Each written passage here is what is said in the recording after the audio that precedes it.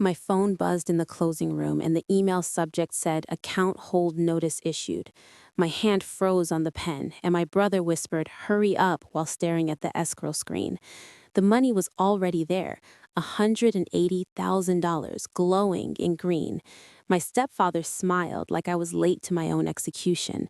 The escrow officer opened the folder I slid across the table and stopped breathing for a second before saying, "I can't release the funds. There's a court notice on this house." And everyone turned to look at me like I'd just done something illegal. If you want to know why I let it get this far and what that notice actually was, I didn't end up in that closing room by accident, and I didn't walk in brave or smart or ready. I walked in tired and careful, the way you get after years of doing what keeps the noise down. The whole thing started weeks earlier with small stuff that didn't feel worth fighting about. My stepfather Dylan calling more than usual, always during my shifts, leaving voicemails where he talked slow like he was explaining something to a kid. Reminders about family, about how my brother Anthony was under pressure, about how my mom wasn't sleeping, about how houses are just buildings and money moves and nothing bad ever really happens if everyone just cooperates. I kept putting my phone face down at work and washing my hands longer than necessary. The soap smelled like cheap lemon, and my skin cracked around my knuckles. I told myself I was being dramatic, and this was just another family favor request, the kind I'd been saying yes to since I was a teenager. I paid small bills for them, covered groceries, moved appointments, filled out forms. Always me, because I was organized and didn't complain and wore scrubs, so people assumed I was calm and capable. Dylan liked that about me. He liked that I didn't argue. The first real itch started when he emailed me a draft loan packet and my name auto-filled into the borrower line without him mentioning it. Just there, like it had always belonged there. My stomach did that hollow drop thing, and I refreshed the page 3 times like it might change.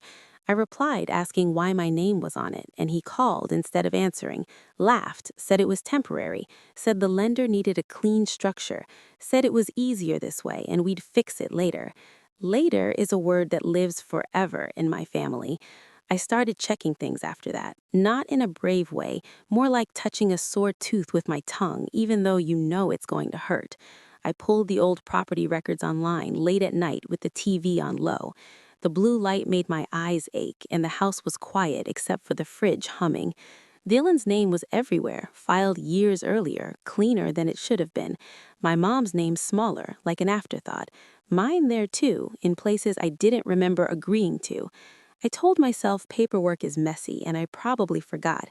Then I saw the guardianship filing time-stamped from when I was 19 and working double shifts and barely sleeping. I sat on the floor with my laptop open and didn't move for a long time. My phone buzzed with a text from Anthony asking if I was coming to dinner Sunday, and I typed yes without thinking. Curiosity isn't a clean thing. It doesn't come with a plan.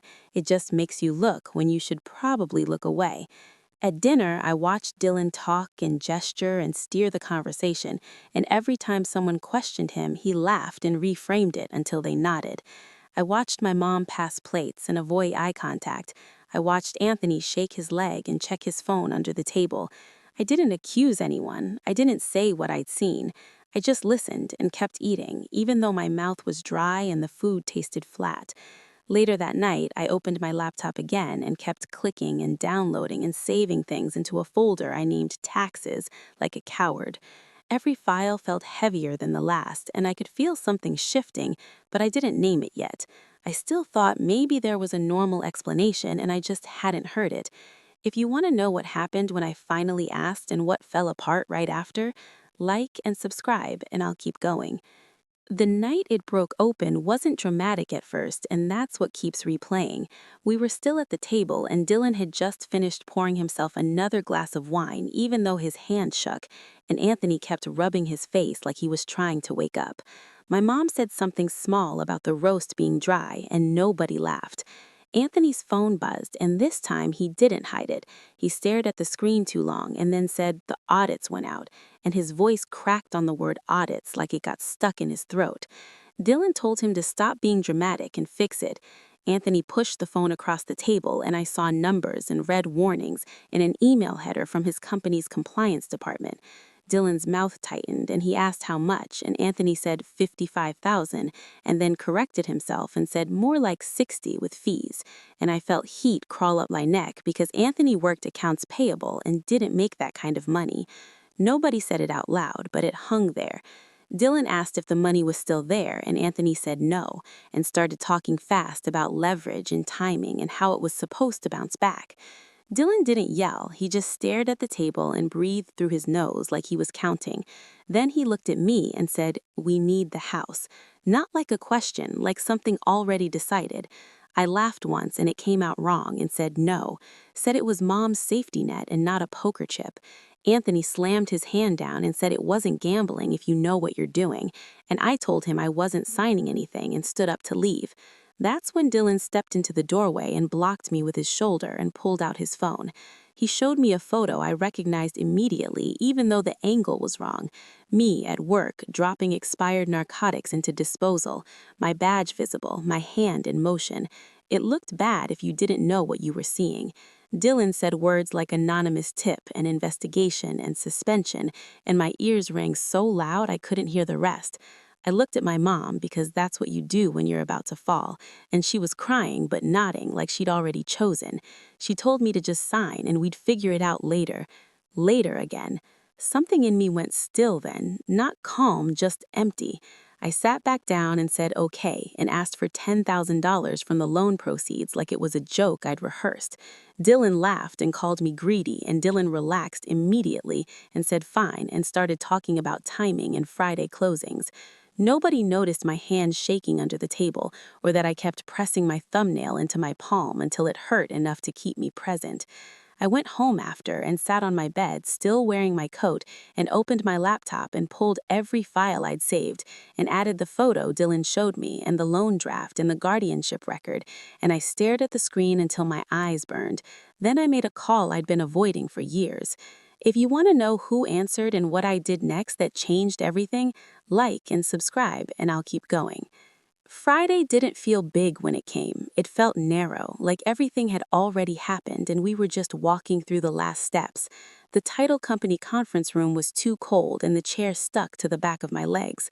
The escrow officer kept clearing her throat and lining papers straight. Dylan sat relaxed for the first time in weeks and kept checking his watch. Anthony couldn't sit still and kept whispering about wire cutoffs. My mom stared at the table like it might open. I signed what they put in front of me because that part was always going to happen. The loan note, the deed, the things that made the debt real. My hand moved steady even though my jaw hurt from clenching.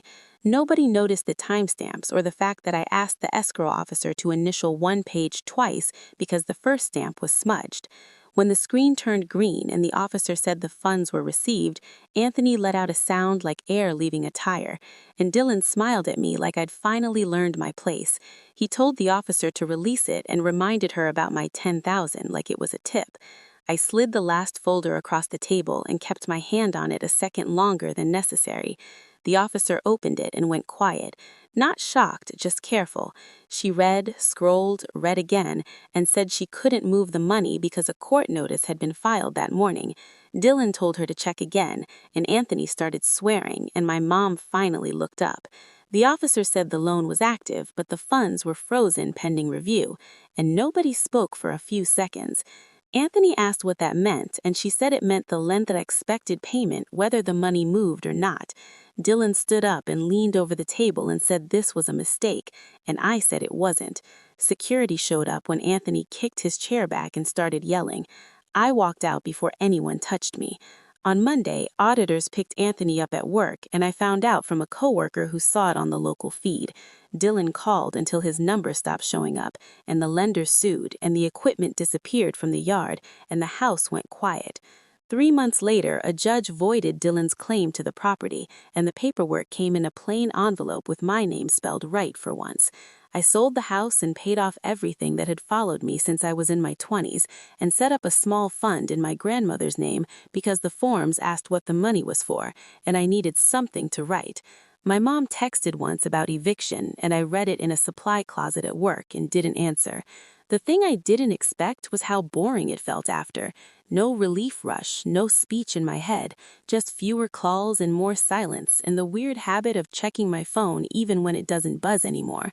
I still keep the folder on my laptop even though the case is closed, not because I need it, but because deleting it feels like pretending it didn't happen, and that's not something I'm willing to do. If you stayed this long and want more stories like this, like and subscribe.